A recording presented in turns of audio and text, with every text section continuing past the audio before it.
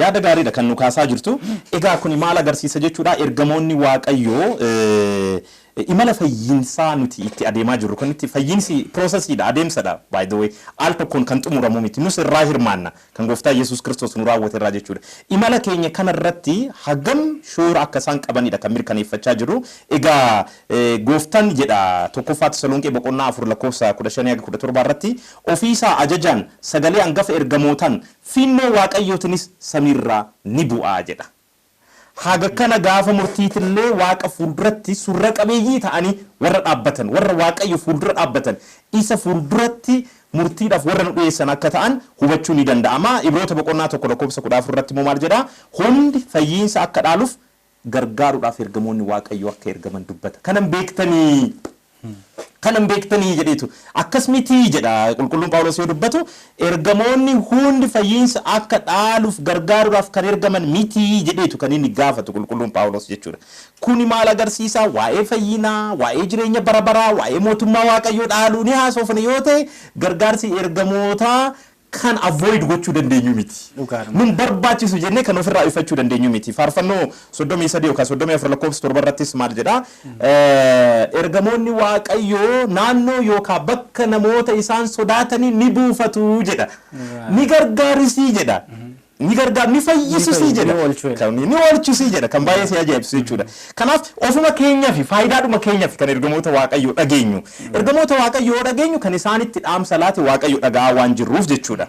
Kanaaf akka waliigalaatti ergamoota Waaqayyoo ilaalchisee shoorri isaan fayyinsa keessatti qabanii kana yoo ta'e meegaa nuyi maal haa goonu kan jedhu ni kaasna. Isa kaasuu keenyan durame utuu walaloo tokko nu dubbisteeti. Walaloo kan kee. Tole walaloon koo baga ittiin singee jedha.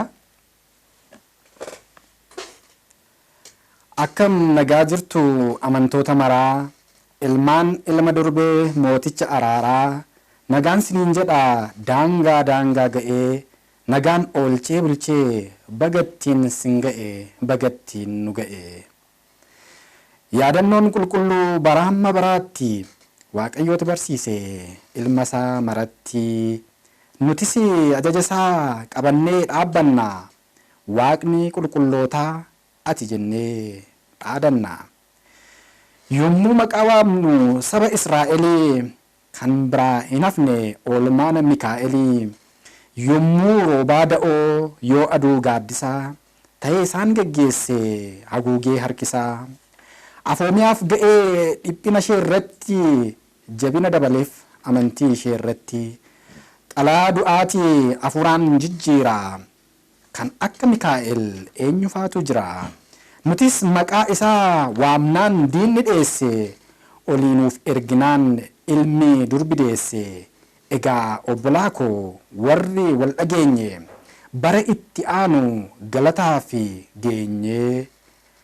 Waaqa isaatti deebi'ee inni amantiin deege, qulqulluun Mikaa'el kennaa isaan nu eegee. Gufuuf gufachiisaa achi nurraa haa qabu, kabaja waggaanis walitti nu haa qabu. Tole egaa guddaa galatoomii Diyaaqoon Balaa Olaanii walaloodhaanis egaa Facebook page kee irrattis kennaa TV irrattis tajaajiloota bal'aa akka tajaajilaa jirtu nan beekaa. Walaloon kee baay'ee walaloo dhama qabeessa ta'eef hawwataa akka ta'e social media irrattis nan beekaa. Har'ammoo carraa kana argannee OCM irrattis walaloo kee waan dhaga'uu dandeenyeef guddaa gammadeera. Maqaa hordoftoota qophii keenyaatiin sin galateeffadha. Gara qabxii duratti kaasnetti deemnaa jechuudha. Maal haa goonu ree ergamoonni shoorri isaan hojii fayyinsaa keessatti qaban kana yoo ta'e maal haa goonu ree kan jedhu yoo na yaadu tokkoffaa kan duratti kaasne keessaa qabxiin murteessan dhaga'uu ergamoota Waaqayyoo haa dhageenyu. Dhaga'uun nama fayyada. Tokkoffaa iddoon si qopheessetti si galchuudhaaf jechaa jira miti ree iddoon inni nu qopheessu immoo mootummaa Waaqayyooti. Ibroota irrattis akkas jechaa jira. Kakuma ofarrattis akkas jechaa jira. Fakkeenyi Yerusaalem ishee samii immoo mootummaa Waaqayyooti kan uummanni Israa'elitti galuudhaaf qulqulluu Miikaa'elaan hoogganamaa turan. Amma immoo kan amanaan hundi itti galuudhaaf qophaa'aa adeemaa jiru mootummaa Waaqayyoo ishee bara baraati. Mootummaa kanatti galuudhaaf qabsuuraa jirra. Isaaf qabsuuraa jira. Isaaf dadhabaa jirra. Dachii kanarratti jireenyi jiraannu hundi mootummaa Waaqayyoo sanatti sassaabamuudhaaf xaarii xaaruudha malee hiikoo biraa gonkumayyuu hin qabu. Kana hiika qabeessa kan taasisu kan nu gargaaru bakki kun immoo bakka dharaati. Bakki itti nuti qabsuuraa jirru kun salphaa miti. Bakka mootiin dharaa Diyaabiloos bulchaa jirudha. Addunyaan kun addunyaa inni akka barbaadetti hoogganaa jirudha. Addunyaa kana keessatti akkamitti injifachuu dandeenya? Fedhiin foonii ni jira, bu'aa bahii hedduun ni jira, wanti nu harkisu hedduun ni jira, qorumsoonni hedduun ni jiru. Diyaabiloos ammoo nu liqimsuudhaaf akka leencaa iyyaa jiru, akka leencaa afaan banee tokko qophaa'eetitti naannoo keenya marmaaraa jira, nu marsee jira. Eenyu nu haa gargaaru? Maal haa goonu? Ergamaan Waaqayyo nu gargaaraa isa haa dhageenyu. Imala keenya kana keessatti jechuudha. Ergamaan Waaqayyo dhaga'u seera ba'uu irrattis kan jedhamne kanumadha. Ibroota irrattis kan jedhamne kanumadha. Luqaas boqonnaa 1:20 irrattis Zakaariyaas kan duudaa ta'e waan ergamaa Waaqayyo dhaga'uu dideefidha. Faarfannoo 33 irrattis yoo sodaattan nun jechaa jira, yoo dhageessan jechuu isaati, yoo sodaattan naannoo keessanitti ni buufata, isinis ni fayyisa, ni oolchaa nun jechaa jira. Kanaaf ergamoota Waaqayyoo dhaga'uu, yaada isaanii, lallaba isaanii dhaga'uu isaaniif ajajamuun barbaachisaadha yaada jedhuun qaba. Mee wanni biraa wanni itti nu dabaltu yoo jiraate? Erga bakka sana akka geessu jedhee kan inni itti hime akka sanatti kan nu yaadnu kana'aan akka galaniif saboonni sun. Akkuma isin jettan isa isin kaastan qabxiin kun ilmi namaa immoo bakki inni nuuf qopheesse jiru mootummaa Waaqayyoo dhaaluudha jettaniittu isin. As keessatti jireenya keenya keessatti deemsa keenya keessatti wantoota isin amma caqasa tuquudhaan nuuf kaastan hundumaa kana galmaan ga'uun, dhaga'uun, kabajuun akkuma kanallee kadhachuun illee gargaarsaaf waammachuun illee akka danda'amuu fi xumurri keenya immoo dhumni keenya itti galli keenya mootummaa Waaqa akka ta'uu fi nu gargaaruu qabiyyee jedhu qaba jechuudha walumaa galatti. Inni biraa qabxiin nuti kaasuu dandeenyu maal haa goonu kan jedhu irratti lallaba wangeelaaf gargaarsa isaanitti haa abdannu. Nuti amma dachii kanarra yoo jiraannu imaanaan nutti kenname dhaamsa mootummaa Waaqayyoo uummata biraan gahudha. Ragoota kuni taatudha kan nuun jechaa jiru miti gooftaan Yesuus Kiristoos hojii Lukaa boqonnaa 1:8 irratti jechuudha. Ragoota isaa ta'uudha, waa'ee isaa lallabuudha, addunyaa biraan ga'uudha jechaanis jireenyaanis hojiidhanis warraawwan hundaaniyyuu gooftaan Yesuus Kiristoos lallabuudha isa fakkaachuudha bara. Ni waanii addunyaa fuulduratti isatti hin qaanofnee fi barbaru inni immoo kabajamtoota isiin addunyaa fuulduratti alatti hin qaanofne jedheetoo iddoo kabajaa kan nuti eechisu. Asitti immoo Waaqatti yoo qaanofne, Kiristoos Yesuusitti yoo qaanofne, isatti qaana'u jechuun hojii gaarii isaatti, falaasama kiristaanummaatti, qajeeltoo kiristaanummaatti, barnoota kiristaanummaatti, dhaamsota inni nu dabarsetti qaana'u jechuudha. Amma kana lallabna, kanatti otoo hin qaana'in ittiin boonnetu addunyaa hunda bira wangeelli akka ga'u hojjenna jechuudha. Kallattiidhaanis, al kallattiidhaanis. Eenyuun nu gargaara? Kuni bar mishinii ulfaataadha. Imaanaa ulfaataa ta'eedha bara. Dhugaadhaa hafuurri Waaqayyoo hunda keenya nu qajeelcha. Garuu ammoo hafuurumti Waaqayyoo kuni ammoo gargaaraa nuuf erga. Gargaaraan kuni ergamoota Waaqayyooti. Qulqulloota ergamoota warra jedhamanidha. Egaa lallaba wangeelaaf yookaan immoo ergama wangeelaa galmaan ga'uudhaaf isaanitti abdachuun ni barbaachisa. Hojii duukaa bu'ootaa gaafa ilaallu iddoon itti duukaa bu'oonni ergamaa Waaqayyootiin itti gargaaraman ni arganna. Fakkeenyaaf hojii duukaa bu'ootaa boqonnaa 12 irratti maal argatta? Heroodis qulqulluu Phexros irratti tarkaanfii fudhachuudhaaf waan barbaadeef qulqulluun Phexros akka hidhamu godha. Lakkoofsa tokkorraa eegaleetu gaafa ilaallu maal jedhaa? Bara sanatti Heroodis aangawoota mana kiristaanaa hidhee jedha. Akka isaan wangeela lallabneef, akka isaan mootummaa Waaqayyoo labsineef, bara keenyattis bu'aa ba'iin kamiyyuu wangeela akka lallabamne ga'urre ergamaan Waaqayyoo akkamiin akka nu gargaaruu danda'u bara sanatti kan ta'e irraa hubachuu ni danda'ama jechuudha. Aangawoota mana kiristaanaa hidheeti booda maal godhee gibirfamuus itti baay'isee jedha Luqaas yoo barreessu jechuudha. Lakkoofsa 3 irratti maal jedhaa? Even Yaaqoobbaa akka inni ajjeefamu obboleessa Yohaannis Yaaqoobbaa seefidhaan akka inni ajjeefamu taasise.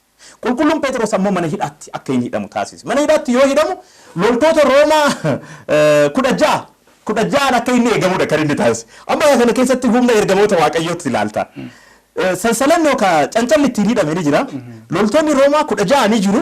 Mana hidhaa keessatti hidhamee jira. Egaa guyyaa itti dhiyaatu murteessee jira. Isa fuulduratti murtiidhaaf guyyaa itti dhiyaatu hagasitti mana hidhaatti warra Ayuudis gammachiisuudhaaf jechuudha.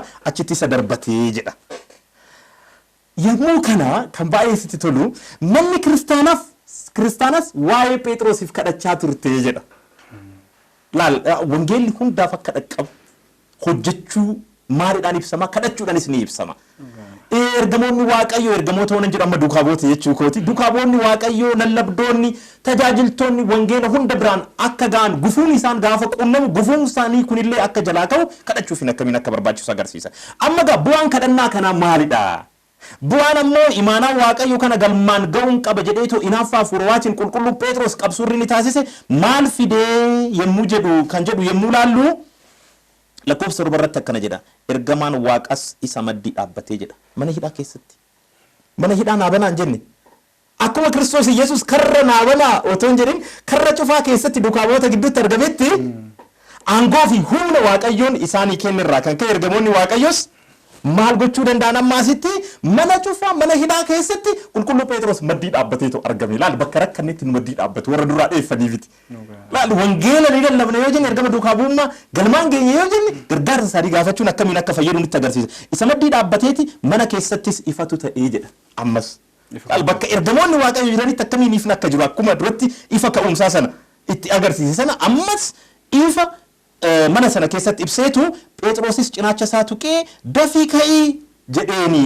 cincaloonnis harka isaarraa ba'an ufuma isaaniitiif ba'an kuni gaalaal aangoo waaqayyoon ergamaa waaqayyootiif kennedha jechuudha harka isaarraa ba'aniiti kufan ergamaanis mudhii kee hidhadhu kophee kees godhadhu jedheeti Phexros isa faana bu'e yoo isa faana bu'u laal Phexros ergamaa waaqayyo akka isa gargaaraa jiru hin qalbeeffanne kan baay'ee si ajaa'ibsiisu lakkoofsa 11 maal jedha Phexros waaqayyoon ergamaa isaa ergee harka Heroodis akka na fayyise dhugumatti amman beekee jedhe isa dura garuu maalitti fakkaate jedha abjuu wayiitti fakkaate jedha beekuu qabna jedhan ergamaan waaqayyo akkamiin akka nu gargaaraa jiru yoo dhibamne akkamiin akka nu fayyisuu danda'u yoo rakkanne akkamiin akka nu gargaaruu danda'u bakka cinqii bakka dhiphinaatti dhufeetu akkamiin akka bilisa nu baasuu danda'u nagaasaa tasgabbii waaqarraa ergameetu akka nu buusuu danda'u beekuu qabna Phexros dhumarratti beeke baay'ee natti tole jechi kun irraan deebi'a waaqayyoon ergamaa isaa ergee harka Heroodis akka na fayyise dhugumatti amman beekee jedheetu boodagaa gara warra isa biraa deemetti akka makame agarsiisaa jechuudha kanaaf ergamoota waaqayyoo lallaba wangeelaa keessatti ergama duukaa bu'ummaa galmaan ga'uu keessatti itti fayyadamuu dhagahuun isaaniif ajajamuun gargaarsa isaanii gaafachuun baay'ee itti barbaachisaadha gargaarsa isaanii malee lallabni wangeelaa galma ga'uu danda'u hin jiru jechuudha. Dhugaadhuma barsiisa amma yaada isin amma kaastan kuni dhugumatti jecha guddaadha jecha baay'ee irra deebitanii gaafa gootan illee jabaan gammadee ergamaan waaqayyoo akka inni waaqayyo ergamaa isaa ergee akka inni na oolche kanan beeke amma kan jedhe kuni dura hin beekne jechuudha. Abjuutti fakkaate jechuudha. Jireenya keenya keessatti gaafa filmee kana ilaaltanittu gocha waaqayyo nuuf godhe hundumaa sana waaqayyo ergamaa isaa ergee nuuf raawwataa ture garuu nuti hin beekne gochaa ture ammas ergamaa isaa ergee nu oolcha gara fuulduraattis jechuudha. Kanaaf akkuma isin jalqaba kaastan ergamoonni waaqayyo hagam akka isaan nu gargaaranillee sirri calaqqisiisee akka inni bareechee nuuf mul'isee natti agarsiise. Dhumarratti qabxii tokko otoo kaasne amma immoo waa'ee ergamootaa gaa yoo kaasnu wanni sadaffaan qalbeeffachuu qabnu isaanitti ba'uu qabna. Isaan fakkaachuu qabna itti ba'uu isaan fakkaachuu qulqulloonni ergamoonni qulqullinaan waaqa biratti nuu ol kan filatamanidha.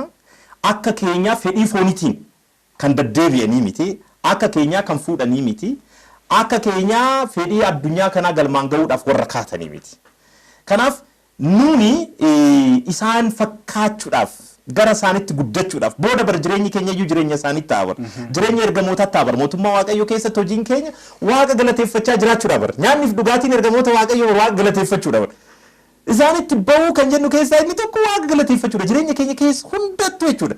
Yoo rakkannees yoo dhabnees yoo daarrees yoo argannees yoo nu guutees yoo nu mijatees bu'aa bayii kam keessattiyyuu haala mijataa kam keessattiyyuu galanni waaqaa dagatamuu akka hin qabne inni guddaan isa akka ta'e maaliif seete ilmi namaa kan uumame Kiristoos Yesuusiin waaqa tajaajiluudhaaf akka ta'e waan gaarii hojjechuudhaaf akka ta'edha bar qulqulluun Phaawulos Efesoon irratti kan dubbatu jechuudha. Wanni gaarii nuti hojjennu maalidha? Waaqa yeroo hunda weeddisuudha. Egaa hojii duukaa bootaa boqonnaa lakkoofsa 3-5 irrattis kan hubannu qulqulluun Isxifaanos yommuu dhakaadhaan reebbamu sana fuula isaa akka fuula ergamaa waaqatti ilaalanii jedha. Kun egaa qulqullinaan dhugoominaan akkamiin akka inni ol guddate kan agarsiisudha jechuudha. Akkaataa kanaan isaanittis ba'uun ni barbaachisaa jedhee tanama. Dhugaadha tariiti waan kanatti waa tokko itti dabalee jennaan gara xumuraatti dhufna. Nuti namadha. Amalli keenya amalli ergamoota addadha. Ergamoonni waan akka qilleensa waan akka biddaarraati amala fooniirraa miti kan isaan uumaman. Garuu foonii fi amala lubbuu waliin qabannee amala torbarraadha kan dhufne. As keessatti wallaansoo jira wallaansoo lubbuutii fi hafuuraa. Egaa akka ergamootaa ta'uuf fakkaachuudhaaf nuti immoo wallaansoo fooniif lubbuu kana keessatti kan foonii mo'atamee kan hafuuraa gaafa mo'atu. Yookiin kan lubbuu gaafa mo'atudha isaan fakkaachuu kan dandeenyu. Tariiti yoo yeroo qabaanne aniif isin walaloo kana nuuf mul'isu falmii fooniif lubbuu kan jedhu tokko waliin dubbisne yaada jedhuun qaba. Tole. Falmii fooniif lubbuu jedha. Ani gaafiin siif qaba dhaga'imee lubbuu wantoota hedduudha kanan sirraa jibbu. Takkaa sooma jettee garaachana waadda waaqan kadha jettee gombifamtee aadda. Nyaatarraa na lagdee qallistee na hubdaa himnaan hin nageessu maaf sammuu na gubdaa. Fedhii keessiif guutuuf arreedee utaalee qulqullummaa koorraa cubbuu kootu caalee fedhiin kee ejjuudha hanna sirbaaf machi sobaaf yakka malee haqni hin jiru achi kareessachi dhufee arra gallaan gaabbii deebitee nageessuuf na dhorkitaa dhaabbii. Deemuun fedha bakkicha kaleessaa dirqamaan na fiddee gammachuu koo keessaa nam fedha waan hundaa raawwadhee taphachuu waan hin qabus gatee kan biraa qabachuu bakkan fedhe bulee iddoon fedhes ciisee jiraachuun barbaada kadhaaf sooma dhiisee. Lafarraa waan dhufteef waan lafarraa yaadda cubbuu malee ollaan quuqaa malee aadda abboonni waaqayyoo kakuurra ejjettee waaqa na lolchiistaa hawwii darbuuf jettee har'a jiraannullee makamnee walitti an samiirraan dhufe nan deema samiitti gaafas ergamichi galmeesaa baafata balleessaa koo arraa tooraan na gaafata anis soba malee hunda isaan deebisa yoon har'a of eege gaafas na eebbisa kana ta'uu beekuu hunda utuun dhaga'uu cubbuudhaan gammaduuf an sifaanan ta'u. Anamoof deemta dhugaadhaan na caaltee anis jibban qabu yoo jireenya dhaalte egaa maalan godhaa erga ati diddee waan hedduu na miitee asiif achiin fiddee akka ati argattuuf mootummaa isaa bal'aa isa dogoggorreef deemnee gaabbii galla. Nuti fooniif lubbuun wal makaatti namni immoo ni beektu waan darbuuf gama. Erga kana beekne ammarraa eegallee wal dhaga'uu qabna qaata waadaa galle waan gaarii hojjechuu taasifannee kaayyoo akka itti hirmaannu mootummaa waaqayyoo wal dhageenya tola hima keef hima koo waaqayyoo haa bareechu dhuma keef dhuma koo. Guddaa galatoomii gaa walaloo kana kan barreesse Diyaaqoon Balaayi Olaanidha. Amma immoo gaa waliin dubbisuudhaaf carraa arganneerraa daawwattoota keenyaaf walaloo kana waan barreessitee nu dhiyeesteef siin galateeffadha. Anis gaa waan inni si waliin dubbiseef ofan galateeffadha. Galatoomaa. Egaa akka waliigalaatti kan waa'ee ergamoota waaqayyoo kan kaasuu qabnu waan baay'eetu jira garuu ammoo yeroo gabaabduu tana keessatti waanii kana gabaabsuun dirqama waan ta'eef haala kanaan kaasne amma gaa kan kaasne shoorri ergamoonni waaqayyoo hojii fayyinsaa keessatti qaban maalidha kunumtuu mataa isaatiin kitaaba tokko ta'uu danda'a jedhee yaada qabxiiwwan biroo bal'aa waa'ee ergamoota waaqayyoo uumama isaanii lakkoofsa isaanii humna isaanii araarsummaa isaanii maal jennee waan hedduu kaasuu ni dandeenya gaa ammoo carraa biraa gaafa argannu immoo bal'inaan kan kaasnu ta'a har'aaf kanumaan nu haa ga'u yaada jedhuun qaba. Tolee guddaa galatoomaa.